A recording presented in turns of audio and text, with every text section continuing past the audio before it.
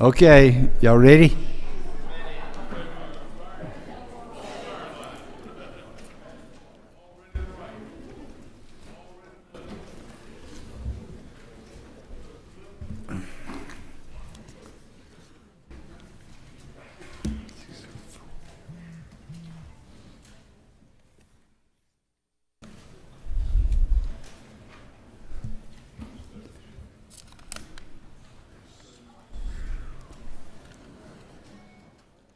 Okay. This will be to set the next supplemental calendar.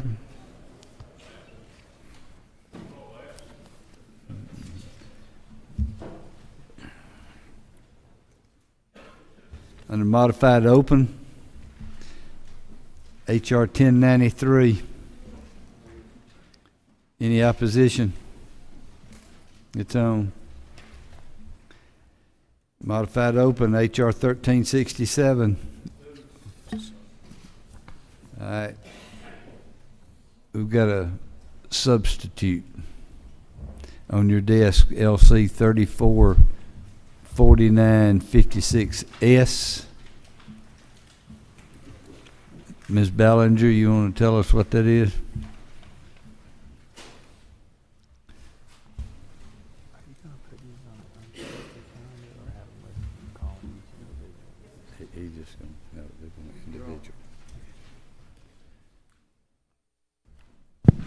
Okay, there. Thank you. Yes, Mr. Chairman, this is just from special rules. This just consolidates the study committees. It's kind of an omnibus study committee resolution for the House. How many others did we put on there? Mr. Chairman, I believe there are 3. There is the study committee on House Study Committee on Pharmacy Benefits Managers Process, the House Study Committee on Inequity and Discrimination in the Georgia Revenue Code, and the House Study Committee on Georgia Nuclear Energy Financing.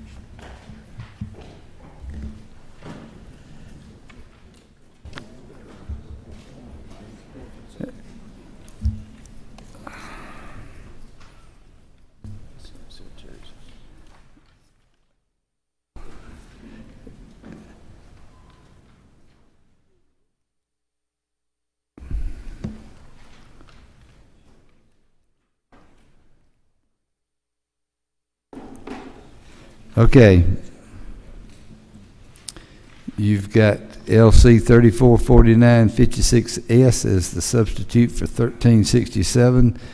Do I hear a move? Any opposed?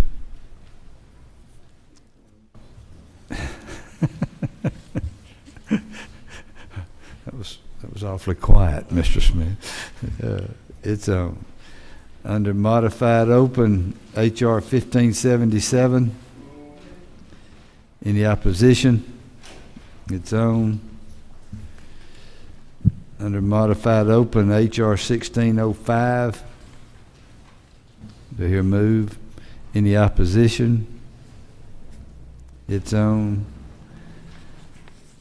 Under modified open, SR 883. Y'all probably that's somewhere else. We have a move. Is any opposition? Under modified open, SB 333. Is that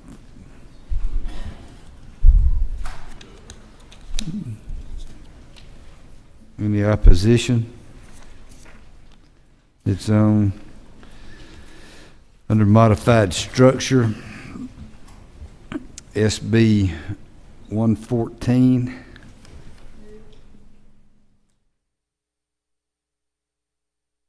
Ms. Ms. Ballinger, is your button just pushed? Okay. Any opposition to 114? It's on.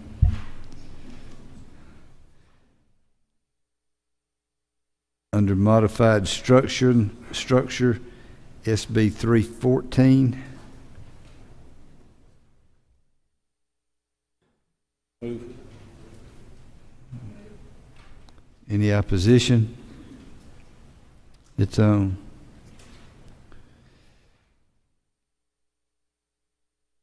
Under modified structure, SB 355. And you have an amendment, AM 331667.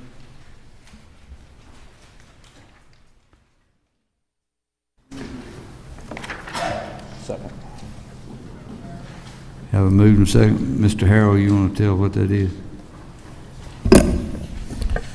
This bill deals with allowing parents to have their children opt out from certain testing, and the amendment simply says that the teachers and the administrators won't proactively recommend that they not participate in the state mandated tests, but again, the parent will still have that option.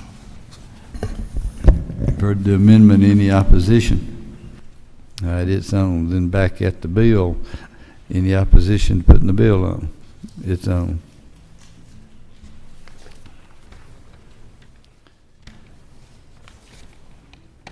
Modified structure, SB 374. Any opposition? It's on. Modified structure, SB 385. Any opposition? It's on.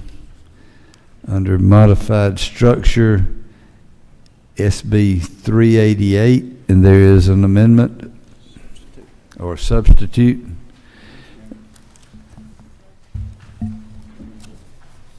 And it's LC 2889S. Mr. Powell. A. Powell.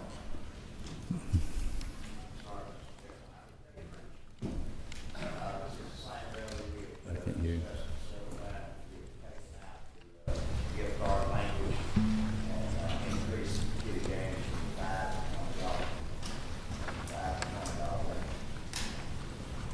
Did everybody hear that? He's not connected.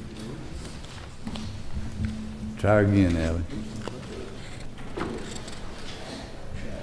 Try the one next to it.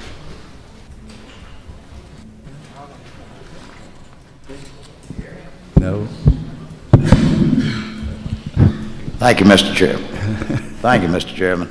The substitute House Bill 388 is all the same cleanup language for the master licensees and the whole process, minus the gift cards and minus raising the limits for the kiddie games from the $5 to a $20 limit. We've stricken out all of that language out. Mr. Fleming. Thank you, Mr. Chairman. Chairman Powell, does this version still contain the arbitration clause that now would allow the operator of the machines to bring into the arbitration process a new operator who's trying to give machines for use to the owner? Yes, sir, it does leave the arbitration language in, but what that does, it makes that a cheaper process than what was established last year. But it will be the first time that we've ever allowed a new person trying to operate machines in a place to be brought into the lottery's arbitration process. Is that right? I don't believe that is correct by bringing in another operator. This is arbitration between a master license holder and a location owner. So if I was if there is another master license holder that has been brought in, then they'll become part of that process, but it's an arbitration between the master license holder and the location. Well, let me sum it up briefly by asking this question. So you own a store, and Mr. Rogers there owns your machines. I want to do business with you instead of him, he gets upset, he brings the arbitration between the two of you, which is currently allowed. Does this allow him to also bring me, the new potential supplier of machines, in the The new arbitration? potential supplier, he can be called in for testimony in the process of arbitration. But can he be made a party under this new law, is the way it's written in this version? It's not my belief that it will be. Okay, thank you. Takes a smarter lawyer than me. I'm not a lawyer. Mr. Benton? Thank you, Mr. Chairman. Chairman Powell, the law that pertained to the amount that could be awarded at $5 was put into effect a long time ago. Was there some reason that was not raised up to 20? Yes, sir. Quite frankly, the reason it wasn't was because we have a difficult time getting the Lottery Commission to deal with us. I was summoned down to the second floor and told that they didn't want the gift card language in here and this other language, and because there's so many other things that's needed to help make this process work, then we took that language out. Okay.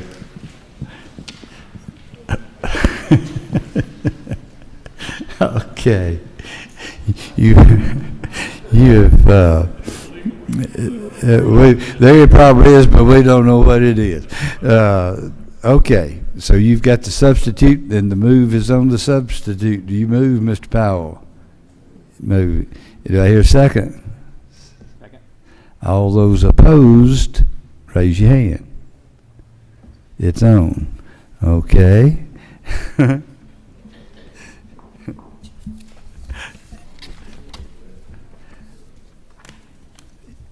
There's another amendment on your desk, AM 400170. It's to amend SR 604. Mr. Ramsey. Thank you, Mr. Chairman. Since I talked about the constitutional amendment earlier today, we've had a lot of members express some interest in getting a chance to discuss that on the floor. And really all this constitutional amendment does is give you guys the authority.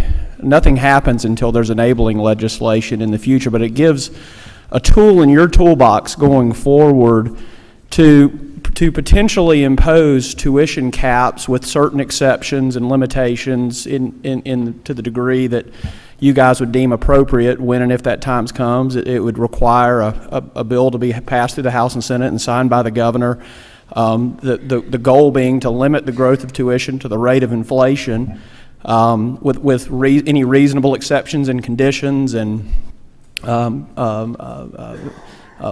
provisions that you guys would deem appropriate in the years ahead. It just gives you a tool in the toolbox to deal with this huge crisis of rising tuition that all of our families and our districts are concerned about. And I appreciate the chairman and the vice chairman for signing the amendment. Thank you.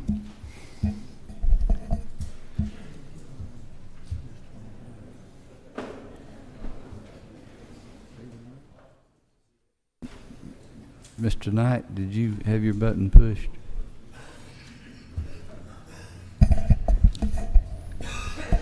No, sir, I didn't. Okay, you've heard it. All those opposed to that amendment, say so. All right. All those for that amendment, say so. The ayes have it. That's the next calendar. Okay, so here's what it is. So there's a part one, which is pharmacy benefit.